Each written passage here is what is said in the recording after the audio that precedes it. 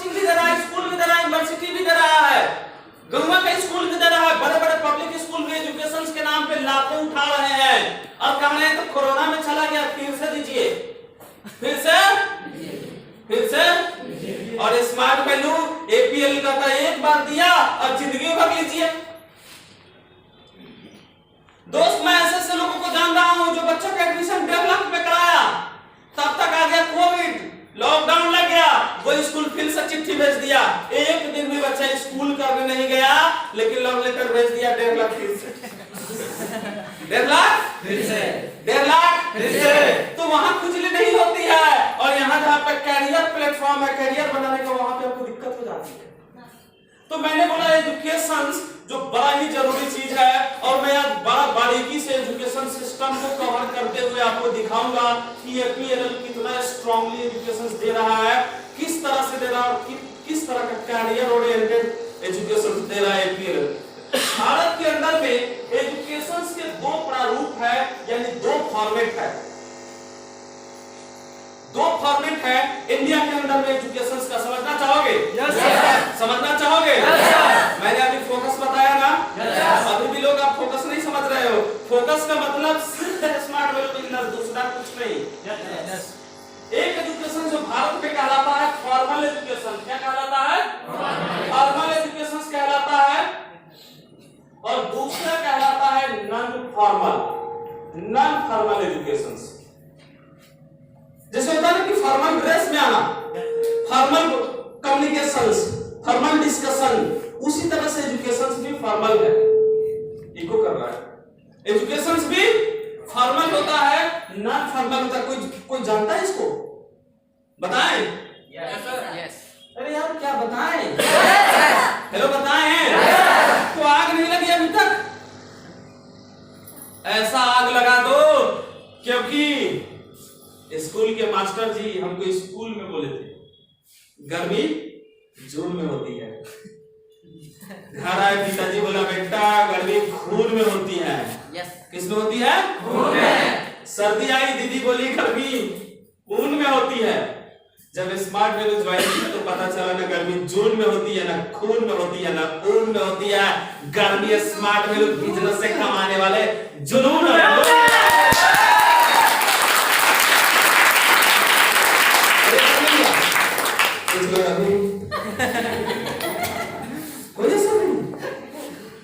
ऐसे काम नहीं चलेगा, ऐसे करना पड़ेगा तब वो जुनून आएगा।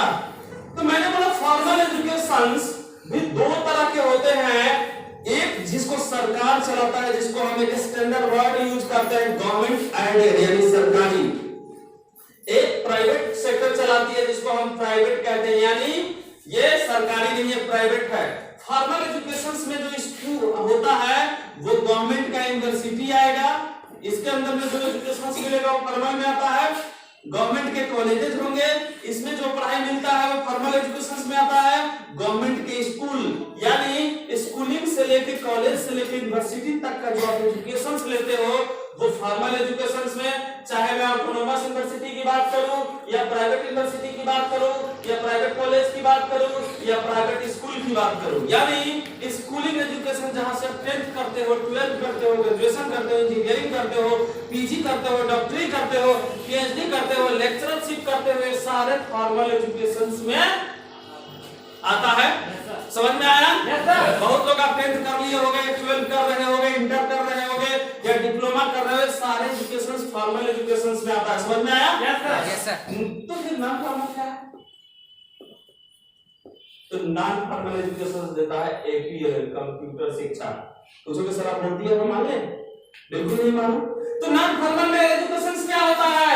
आपने टेलरिंग का कोर्स शुरू कर दिया किसी कोचिंग से, आपने डांसिंग का कोर्स शुरू कर दिया किसी कोचिंग से, आपने होम साइंस का कोर्स शुरू कर दिया किसी कोचिंग से, आपने सिंगिंग का कोर्स शुरू कर दिया किसी कोचिंग से, आपने ड्राइंग का काम सीखना शुरू कर दिया किसी कोचिंग से, आपने पेंटिंग का काम शुरू कर दिया किसी कोचिंग से।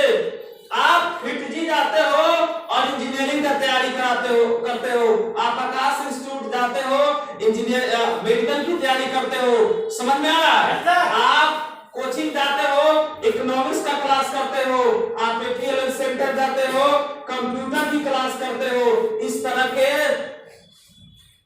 चाहे पब्लिशिंग हो या कोचिंग हो, ये सारे नॉन फॉर्मल एजुकेशन में होता है और ये नॉन फॉर्मल एजुकेशन ही फॉर्मल एजुकेशन को ताकतवर बनाता है। आप कोचिंग जाते हैं, दैट कम्स अंडर, क्यों भाई? आप तो मेडिकल के स्टूडेंट हो, फिर भी सिंगिंग कर रहे हो, की तैयारी कर रहे हो, क्यों? आप फिर जी जाते हो, इंजीनियरिंग की तैयारी करने जाते हो, क्यों? आप डांसिंग का क्लास ले रहे हो, क्यों? आप टेलरिंग और बुटीक का काम सीख रहे हो, क्यों? क्योंकि ये सारे स्किल्ड बेस्ड एजुकेशन होता है जहां पे आपको नौकरी की जरूरत नहीं होता है।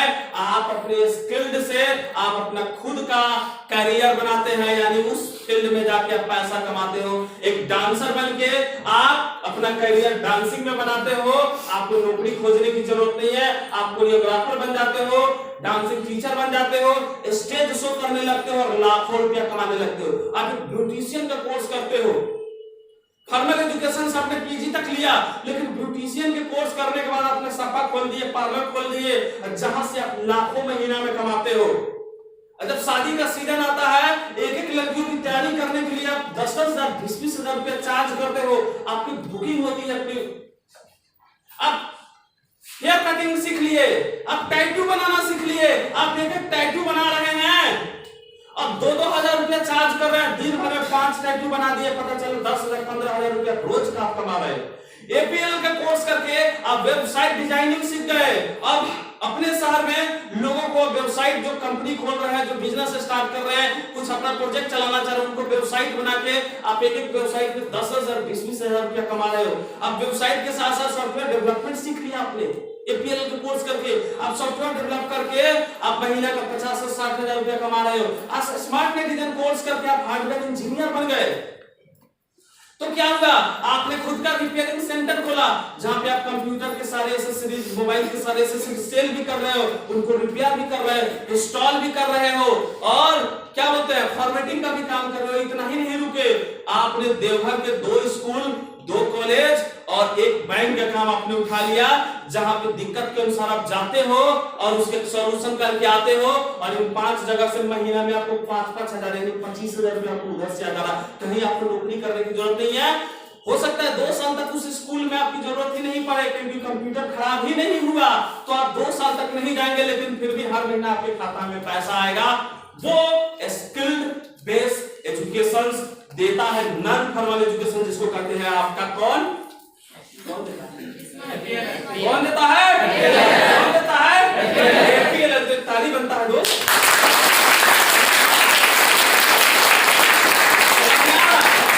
समझ में आ रहा? ये आपके नॉलेज के लिए मैंने आपको स्टार्ट किया कि एजुकेशन के फॉर्मेट को देखो। जब कोई कहता है बहुत महंगा है, तो उनको समझाओ कि क्या हम दे रहे हैं। स्किल्ड बेस्ड एजुकेशन दे रहे हैं, जो एजुकेशन आपके करियर को 4 चांद लगा देगा, जिसको हम एक वर्ड यूज करते हैं, वैल्यू फॉर मनी। आपने 10th किया, कोई वैल्यू नहीं, 12th किया, कोई वैल्यू नहीं, ग्रेजुएशन किया, कुछ नहीं मिला। जैसे ही स्मार्ट कॉमर्स किया, एसआरएम से 12 लाख रुपया खर्च करके इंजीनियरिंग करके आया एक बच्चा, हमारे यहां से स्मार्ट कॉमर्स करके आया, सेम कंपनी में, सेम पोजीशन में, सेम सैलरी में जॉब करता है। बताओ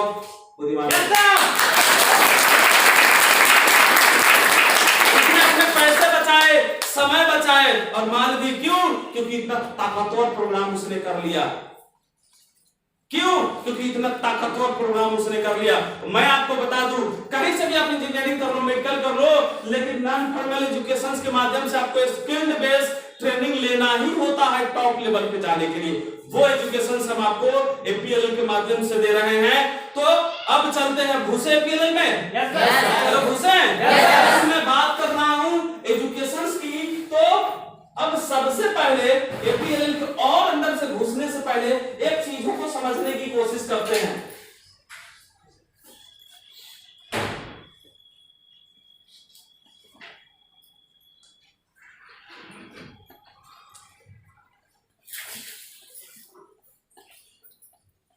एजुकेशन की मैं बार बार बात कर रहा हूं, मैंने आपको एजुकेशन का फॉर्मेट समझा दिया, लेकिन ये जो बिजनेस है, ये लीडरशिप का बिजनेस है।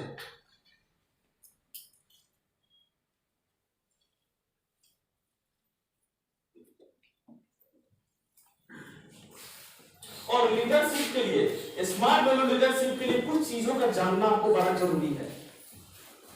मैं आपको एजुकेशन में घुसा रहा हूं, लेकिन समझना, क्योंकि ये लीडरशिप का बिजनेस है, इसलिए कुछ जानना आपके लिए बड़ा जरूरी है। नंबर 1 क्या आपको जानना चाहिए, नंबर 2 क्या आपको जानना चाहिए, नंबर 3 क्या आपको जानना चाहिए, नंबर 4 क्या जानना चाहिए, नंबर 5 क्या जानना चाहिए। वो कौन सा 5 क्वालिटी है जो आपके अंदर में आएगा तो आप भी सुजाता बन जाओगे, अभी पंकज सर बन जाओगे, आप भी निरंजन सर बन जाओगे, हो सकता है इनसे बहुत आगे चले जाओगे। यस और नो? हेलो, यस और नो? तो बताएं, बताएं। तो वो है कुछ और नहीं, जिसको हम इस लीडरशिप के लिए सबसे ज्यादा जरूरी है वो है एजुकेशन की जरूरत। और एजुकेशन यानी नॉलेज। नॉलेज किसका?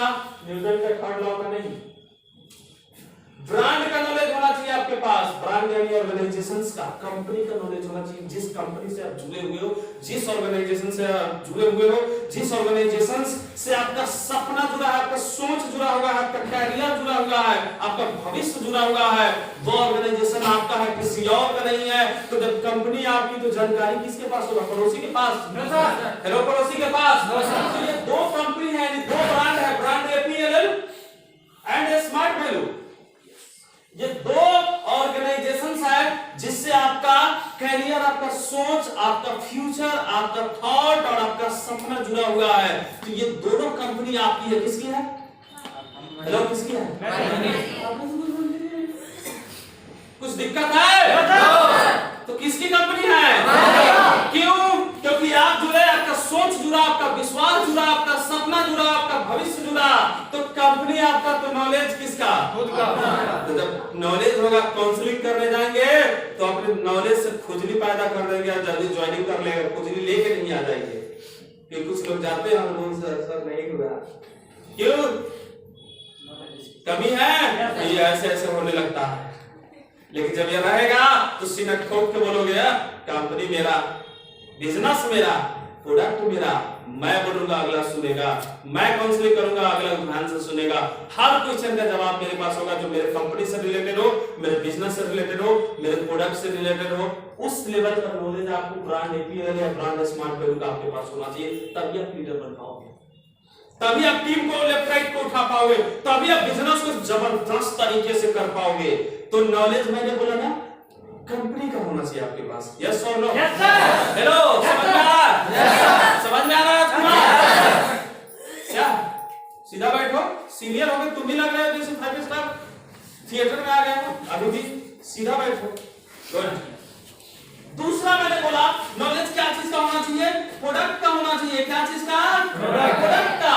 जिस प्रोडक्ट को लेकर आप मार्केट में जा रहे हैं, लोगों के पास जा रहे हैं, और ये भी दो ही है। पहला है एजुकेशनल प्रोडक्ट, दूसरा है हेल्थ का प्रोडक्ट। कौन सा? Health product. कंपनी के पास मेजर दो ही कॉम्बो है ना, दो ही प्रोडक्ट है। एजुकेशन में अलग अलग है, हेल्थ में अलग अलग है, बट सेगमेंट दो ही है, एजुकेशन, हेल्थ, यही है दो ना। जानकारी आपको प्रोडक्ट, आपकी जो कंपनी है उसका जो प्रोडक्ट है उसकी जानकारी होनी चाहिए, नहीं होनी चाहिए? हेलो, होनी चाहिए नहीं होनी चाहिए? होनी चाहिए नहीं होनी चाहिए? तीसरा नॉलेज आपको होना चाहिए, मार्केट कह लो इसको या कस्टमर कह लो, यानी कस्टमर का नॉलेज आपके पास होना चाहिए कि कस्टमर कितने तरीके के लिए है आपके बिजनेस और आपके प्रोडक्ट के लिए मार्केट के अंदर में। तो पहला कस्टमर है स्टूडेंट, जिसकी जनसंख्या 50% से ऊपर है।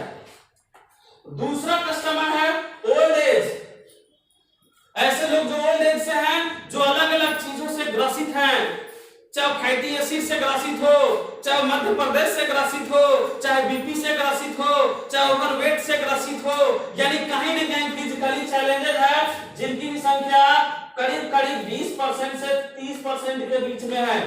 ये भी आपका कस्टमर है। और तीसरा कस्टमर है हाउसवाइफ, ये भी आपका कस्टमर है। क्यों? क्योंकि बहुत सारे personal care, beauty care, home care, बहुत सारे ऐसे डेली यूजेज का ऐसे प्रोडक्ट है हेल्थ के अंदर में, यानी आपके कंपनी के पास जो हाउस वाइफ को आप दे सकते हो। तो आपके पास तो तभी एक नॉलेज होगा जब दो चीजों का नॉलेज होगा, कंपनी का नॉलेज होगा, जब प्रोडक्ट का नॉलेज होगा, तो ऑटोमेटिक आप रिफाइन कर लोगे कि मार्केट के अंदर में 3 तरह के हमारे कस्टमर हैं।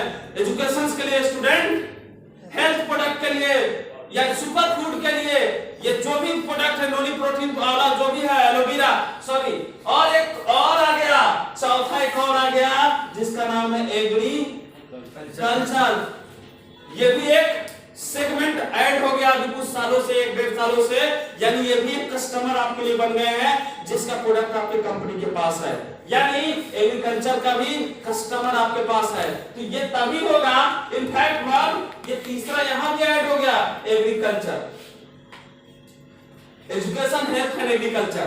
तो कस्टमर आपके 4 हो गए, स्टूडेंट, ओल्ड एज, हाउसवाइफ और जितने भी किसान हैं।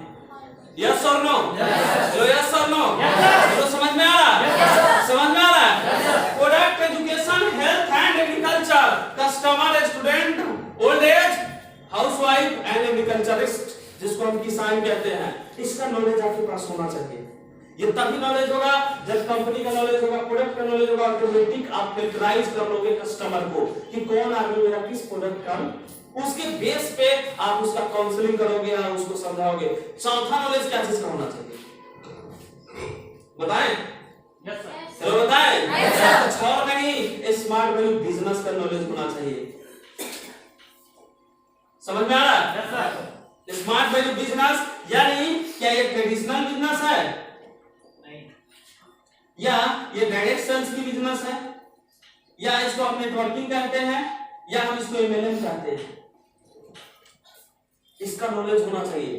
क्योंकि लोग नेटवर्किंग शब्द यूज करने से पहले डर जाते हैं कि अगले के ऊपर क्या होगा, नकारात्मक प्रभाव पड़ेगा, नेगेटिव प्रभाव पड़ेगा ना, कि ऐसा कुछ नहीं है।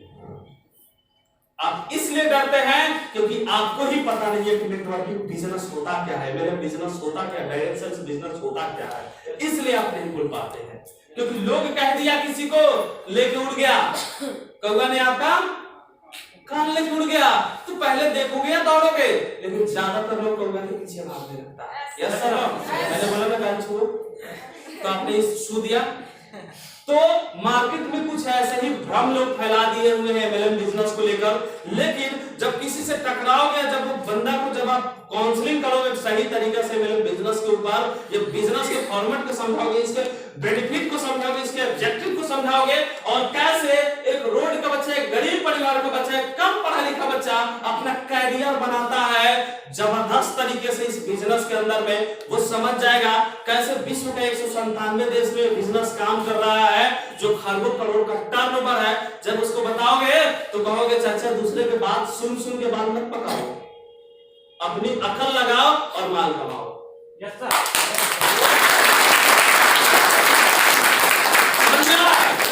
ये ट्रेडिशनल बिजनेस नहीं है कि पिताजी खोले थे दुकान, बाबा पिताजी चलाए, पिताजी का भी 2 भाई बट गया, एक में पिताजी आ गए, उसमें भी हम 4 भाई हैं, अब हम लोग भी देख रहे हैं कि कब पिताजी छोड़े और हम लोग।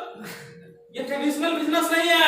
20 दिनों के लिए अगर आप चले गए कहीं, दुकान बंद करके 1 रुपया नहीं आएगा, लेकिन डायरेक्ट सेल्स में 20 दिन के लिए भी टूर पे चले जाओगे, 5 लाख खर्च करके आओगे, फैमिली टूर पे जाओगे, उसके बाद भी पता चलेगा 10 लाख रुपया का इनकम हुआ है। इसको कहते हैं time freedom and money freedom. सिर्फ जानो नहीं कि टाइम फ्रीडम, मनी फ्रीडम, इसका मतलब समझो। ये फ्रीडम यही मिलता है। बहुत बड़े डॉक्टर बन गए, नो डाउट, बहुत पैसा आ रहा है, लेकिन समय नहीं, और जीवन में कुछ नहीं किए, समय ही समय है लेकिन पैसा नहीं है।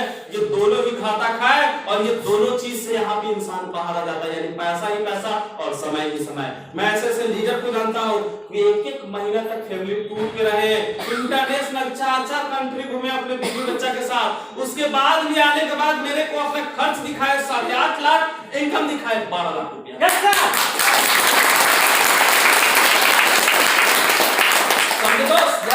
समझ में आ रहा? चलो समझ में आ रहा? और 5वां चीज क्या होना चाहिए? टीम का नॉलेज होना चाहिए कि इसके अंदर में टीम को सजाया कैसे जाता है, टीम को डेवलप कैसे किया जाता है, टीम को कैसे मेंटेन किया जाता है, तभी एक अच्छा लीडर आप बन पाओगे।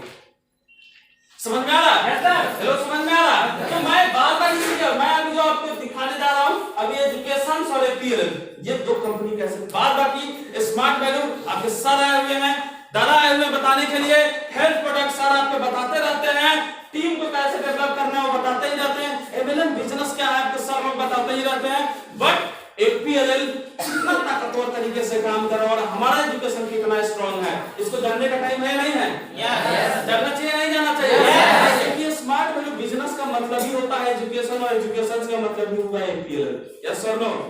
तो मैंने बोला ना कि दो कंपनी, ये दोनों कंपनी आपकी है, तो एपीएलएल का नॉलेज मैं एपीएलएल क्या है उसके बारे में रिव्यू देने जा रहा हूं, एजुकेशन क्या है उसके बारे में पीपीटी के भी माध्यम से और इसके भी माध्यम से मैं आपको रिव्यू बनाने वाला। पीपीटी है डीजीएस स्मार्ट का है ना, एक बार आप देख लीजिए।